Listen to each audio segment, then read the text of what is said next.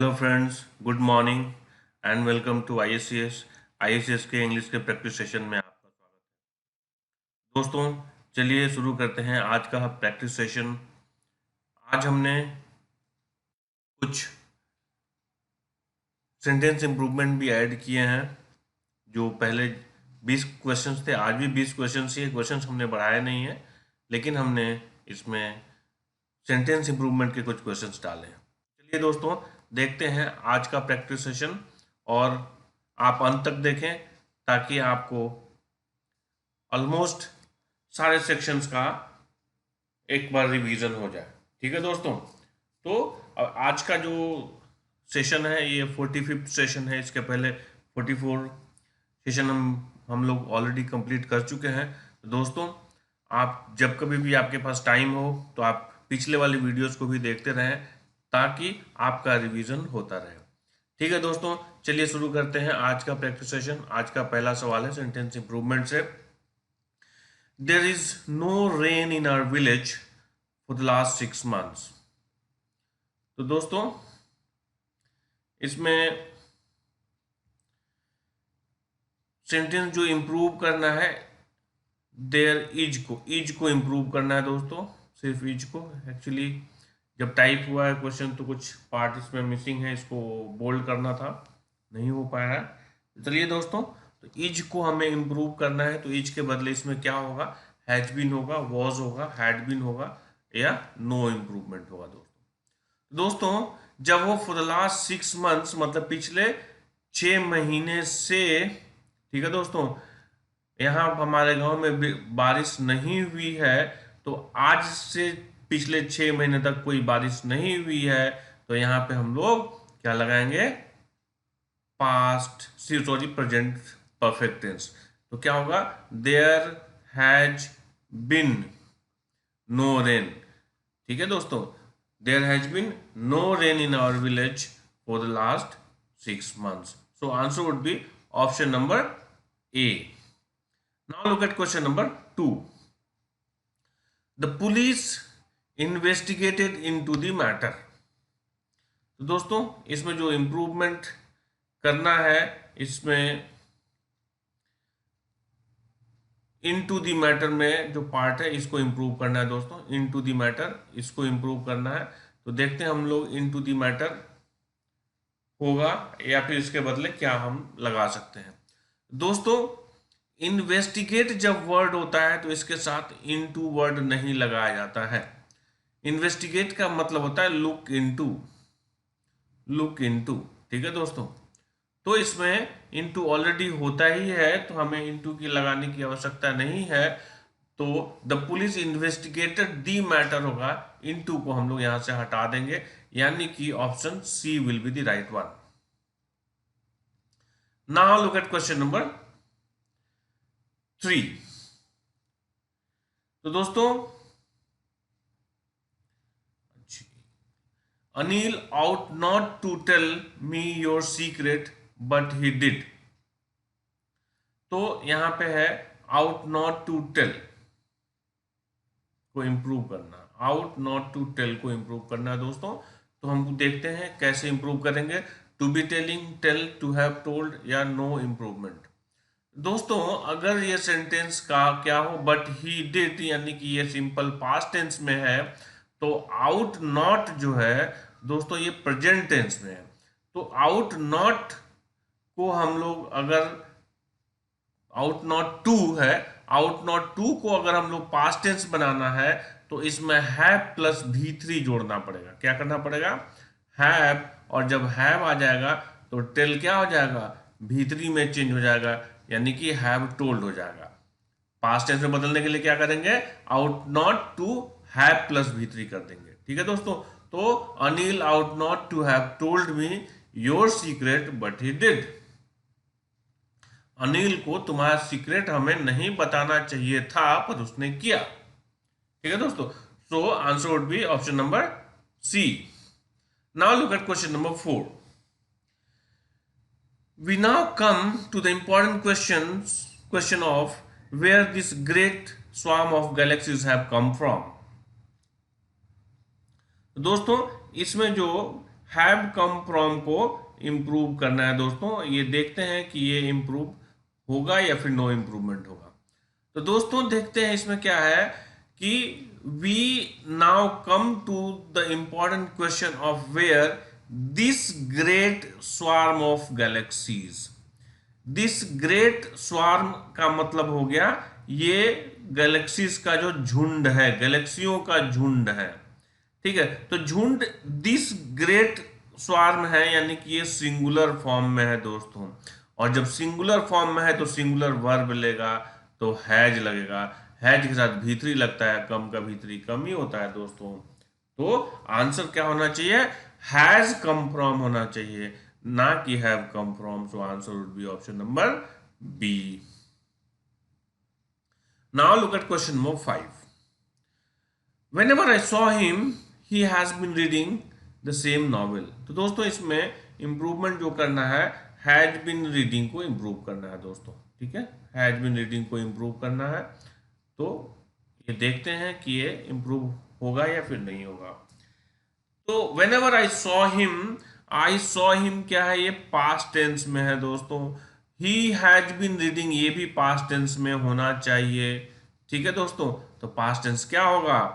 had been reading तो होगा नहीं दोस्तों, क्योंकि जब ये है दोनों घटनाएं ऑलमोस्ट सेम समय, जब हमने देखा तो वो पढ़ रहा था, दोनों घटनाएं एक साथ ऑलमोस्ट घटी हैं, तो यहाँ पे क्या हो जाएगा? जब मैं पढ़ा देखा तो ये कंटिन्यू था, यानी कि simple sorry past continuous tense होगा, तो क्या हो जाएगा? वॉज रीडिंग हो जाएगा दोस्तों। जब मैं देखा तो वो पढ़ रहा था, तो ये क्या है? ये कंटिन्यू था, ये जारी था घटना। और जब मैं देखा, ये सिंपल पास्ट टेंस में। तो answer would be option number C. Whenever I saw him, he was reading the same novel. Now look at question number 6. This question is from common error. News travel very fast today due to advancement in the technology. ठीक है दोस्तों। तो देखते हैं हम लोग कि इसमें कहाँ एरर है दोस्तों।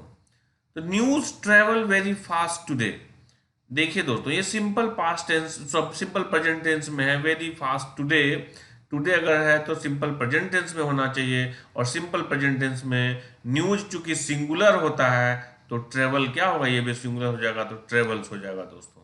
So answer would be option number ए, जहां पे हम लोग ट्रेवल को ट्रेवल्स से रिप्लेस करेंगे। Now look at question number 7. Experience has taught me not to ignore any man, high or low, not to ignore anything great or small. तो दोस्तों इसमें देखते हैं, यहां पे है not to ignore, और यहां भी है not to ignore। तो दोस्तों दो बार ना लिख के हम लोग यहाँ पे क्या लिखते हैं? यहाँ पे नॉर लिख देते हैं, ठीक है दोस्तों। नॉट टू के बदले नॉर लिखते हैं, ठीक है दोस्तों, दो बार नहीं लिखते। तो experience has taught me not to ignore any man, high और लो, और sorry nor ignore anything great और स्मॉल, ठीक है दोस्तों। So answer would be option number C, जहां पे नॉट टू को हम लोग क्या से रिप्लेस करेंगे? नॉर से रिप्लेस करेंगे। Now look at question number 8. When he asked me as to why I had not finished my work in time, I felt confused. तो दोस्तों इसमें देखते हैं कि एरर कहाँ है दोस्तों। तो when he asked me as to why, अगर दोस्तों asked के बाद यहाँ पे why लगा हुआ हो, यानी कि ये क्वेश्चन है, और जब क्वेश्चन हो तो why जो होता है ये कंजंक्शन की तरह काम करेगा। उसके बाद सेंटेंस क्या बनता है?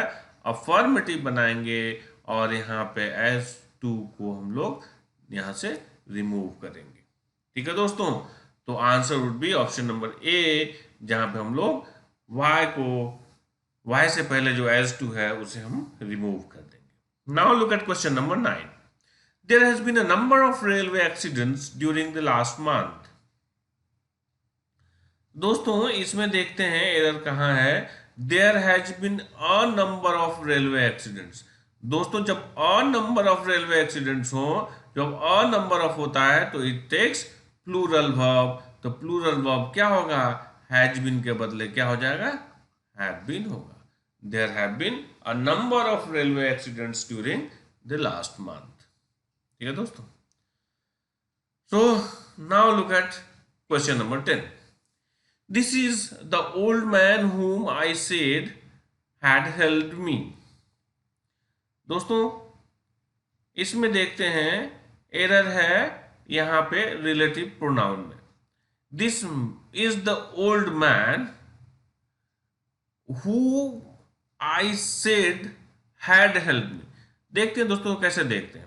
इसमें क्या है, सेड एक वर्ब है जो जिसके लिए सब्जेक्ट आई है, बट यहाँ पे हैड हेल्प है तो हैड के लिए सब्जेक्ट क्या होना चाहिए, whom, जो कि रिलेटिव प्रोनाउन इसका एंटीसीडेंट क्या है, ओल्ड मैन है। ठीक है दोस्तों। तो इसके लिए ओल्ड मैन के लिए whom आया है जो कि ऑब्जेक्टिव केस में है, जबकि यहाँ पे ऑब्जेक्टिव केस में नहीं होना चाहिए, ये किस में होना चाहिए, ये सब्जेक्ट के रूप में है यहाँ पे, चूंकि इसका वर्ब क्या है यहाँ पे, हैड है, तो इसका सब्जेक्ट क्या हो जाएगा, who हो जाएगा दोस्तों। So answer would be option number B, जहां पे हम लोग whom को who से रिप्लेस करेंगे। Now look at question number 11। Running across the playground, my pen fell in the mud. Fortunately, I noticed it and picked it up. दोस्तों जब एक काम जारी हो और दूसरा उसके दौरान होता है, तो जो काम जारी होता है उसके साथ हम लोग वाइल लगाते हैं दोस्तों। तो जारी क्या था, दौड़, running across the playground, playground में दौड़ने के दौरान। My pen fell in the mud, मेरा पेन मड में गिर गया और भाग्य से आई नोटिस, मैंने उसे देख लिया और उठा लिया। तो क्या होगा, यहाँ पे हम लोग वाइल लगाएंगे। While running across the playground या वाइल आई वॉज रनिंग, दोनों लगा सकते हैं। ठीक है, तो दोनों लगा सकते हैं, अगर सिर्फ वाइल से भी काम चल सकता है दोस्तों। तो while running across the playground my pen fell in the mud. Fortunately, I noticed it and picked it up. So answer would be option number A, जहां पे क्या होगा, while लगाएंगे रनिंग से पहले। दोस्तों अगर आपको किसी भी तरह का, क्योंकि बहुत सारी चीजें ऐसी होती हैं जो कि हम क्वेश्चन जब करते हैं तो आपके दिमाग में बहुत सारे सवाल भी पैदा होते होंगे, ऐसा ये क्यों हो गया। अभी तो शायद आप उसको पकड़ लें, आप समझ जाए कि हाँ ऐसा हुआ, बाद में हो सकता है कि कुछ सवाल आपके दिमाग में, आपके जहन में उपजे। तो दोस्तों उस सवाल को आप कमेंट बॉक्स में जरूर दें और मैं उसे जरूर ही रिप्लाई करूंगा। ठीक है दोस्तों, और हमारा पढ़ाना अगर आपको अच्छा लगे तो अभी तुरंत लाइक कर दीजिए दोस्तों, तुरंत लाइक कीजिए इसे, और अगर आपने चैनल सब्सक्राइब नहीं किया है तो सब्सक्राइब भी कर लीजिए दोस्तों। चलिए देखते हैं आप question number 12। We will not listen what you say, no इधर। ठीक है दोस्तों, तो हम लोग देखते हैं इसमें कि जब लिसन वर्ड लगाते हैं तो लिसन के साथ प्रीपोजिशन टू लगता है दोस्तों। ठीक है, तो क्या लगेगा यहाँ पे, he will not listen to what you say. ठीक है दोस्तों, so answer would be option number B, जहां पे हम लोग क्या लगाएंगे, लिसन के साथ टू लगाएंगे। ठीक है दोस्तों। Now look at question number 13। Again from common error only. Considerable encouragement for the scheme has been received from the Bengal Chamber of Commerce, which has promised their full support. Very simple दोस्तों, आप इसको segment wise देखते रहे। तो देखते हैं दोस्तों क्या है इसमें,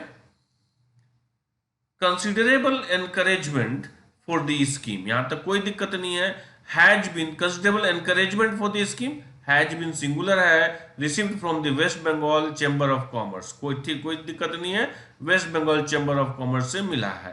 विच हैज, विच किसके लिए आया है, चैम्बर ऑफ कॉमर्स के लिए आया है, तो इसके लिए हैज सिंगुलर लगाया गया है। प्रॉमिस्ड, आशा किया है, प्रॉमिस किया है।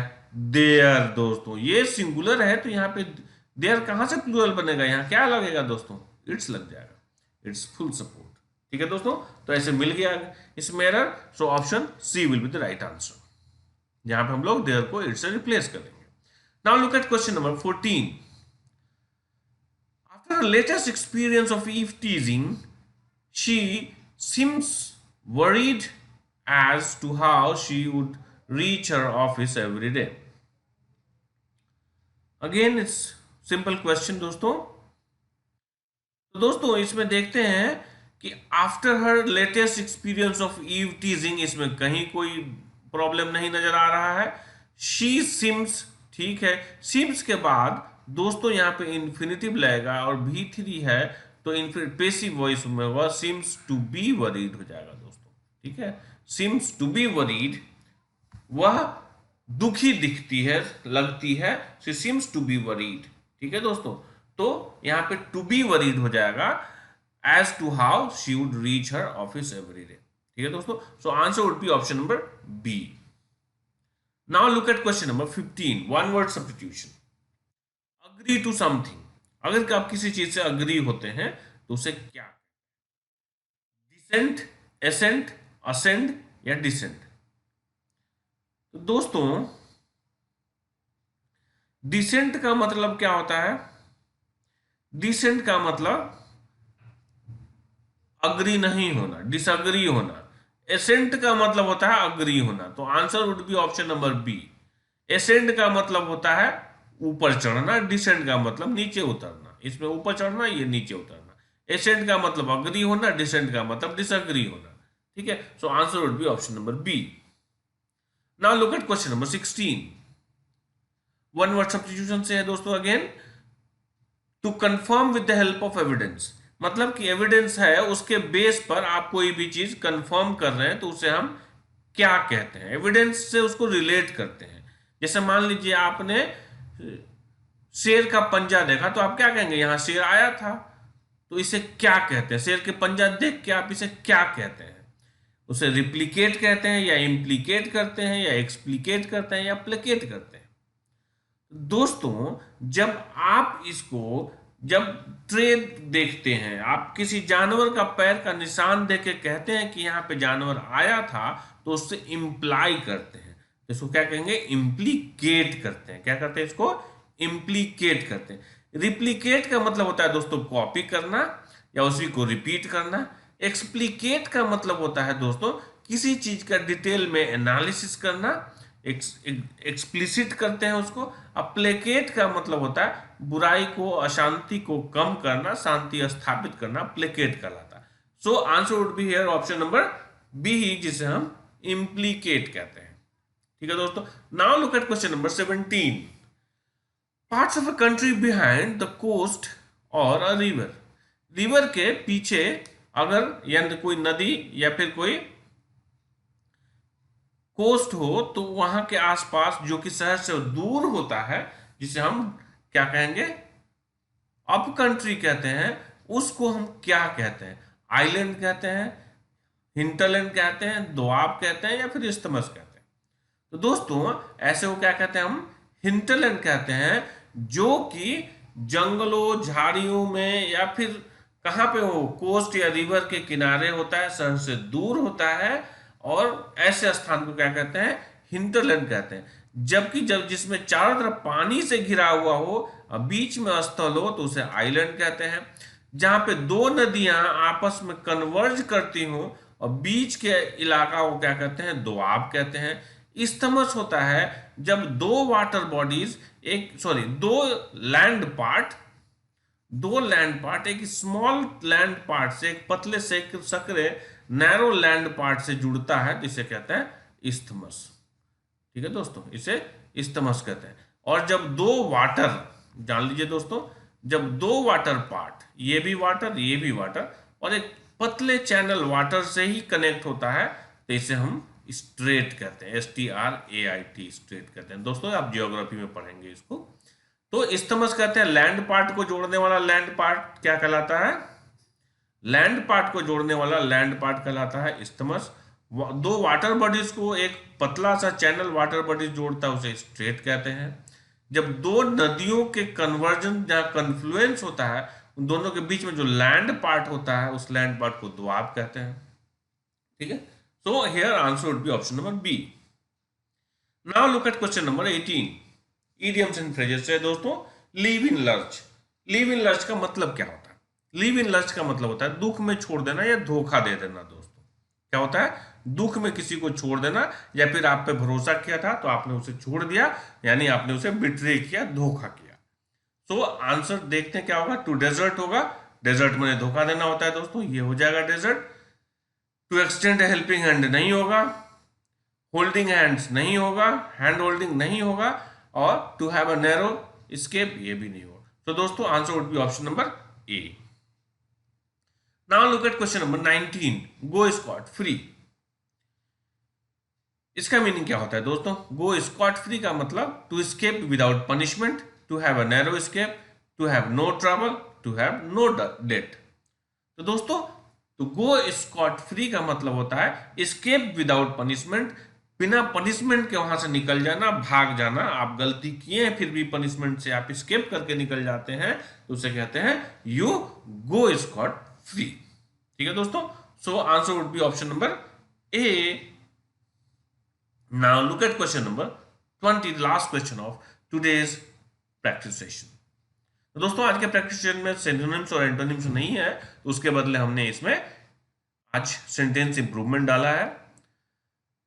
ऐसा नहीं कि सिनोनिम्स और एंटोनिम्स अब नहीं होगा, वो भी होगा दोस्तों। ठीक है, देखते हैं हम लोग अब इसमें थोड़ा सा कट करेंगे कॉमन एरर पार्ट को, और इसमें कुछ हम लोग एक sentence improvement, sorry sentence rearrangement या फिर एक क्लोज टेस्ट भी डालने का प्लान कर रहा हूं दोस्तों। ठीक है, ताकि आपका कंप्लीट जो है एक सेक्शन कम समय में रिवाइज हो जाए। ज्यादा क्वेश्चंस हो जाएंगे लोग तो ये बोरिंग हो जाएगा, आप उसको पूरा नहीं देख पाएंगे। ठीक है दोस्तों, तो इसलिए मैंने प्लान किया है कि थोड़ा क्वेश्चंस कम करके हम लोग वेराइटीज बढ़ाएंगे क्वेश्चंस के। ठीक है दोस्तों, देखते हैं इन्स एंड आउट्स का मतलब क्या होता है। Ins and out, happiness and sorrow, full details, hidden facts या पेन एंड प्लेजर। तो दोस्तों if you know anything, if you know ins and outs about anything, मतलब you know the full details of that particular thing. तो answer would be option number B. Ins and outs का मतलब होता है full detail, complete detail. ठीक है, तो दोस्तों इसी क्वेश्चन के साथ आज का प्रैक्टिस सेशन यही समाप्त होता है। दोस्तों अगर आपको हमारा वीडियो अच्छा लगा हो तो आप इसे जरूर लाइक करें और अपने दोस्तों के साथ जरूर शेयर करें। अगर आपने हमारा चैनल सब्सक्राइब नहीं किया है तो आप जरूर सब्सक्राइब करें। हमारा प्रयास है कि हम प्रत्येक दिन एक नया सेट लेकर आएं और आपका सुबह सुबह कम समय में जो एग्जाम से पहले कंप्लीट रिवीजन करा दें। ठीक है दोस्तों, thank you very much for watching this video. Thanks a lot once again.